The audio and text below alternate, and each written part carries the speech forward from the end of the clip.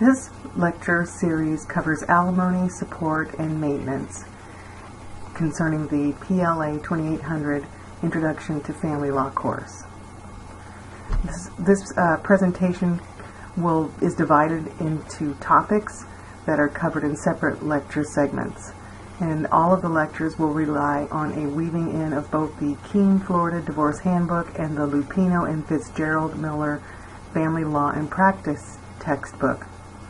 I inserted footnotes in the slides to indicate where the information mostly comes from, and in most cases the information in the slides include information from both of the books. I've also referred to other resources, and on the last slide here you will see that list of resources. These are the topics that are covered in this lecture series.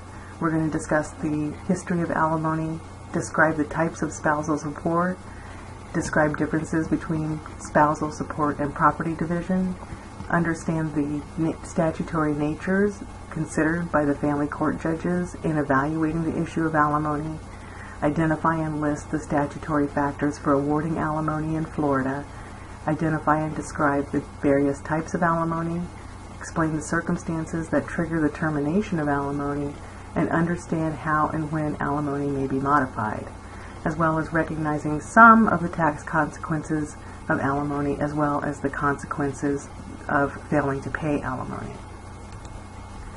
The following references on this slide have been used for this presentation.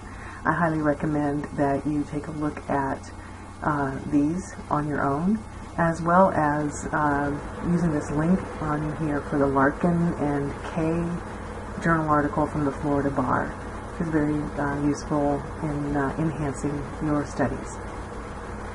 Alright, so this one will conclude, and you will need to pick up on the next lecture of the series, lecture number 2.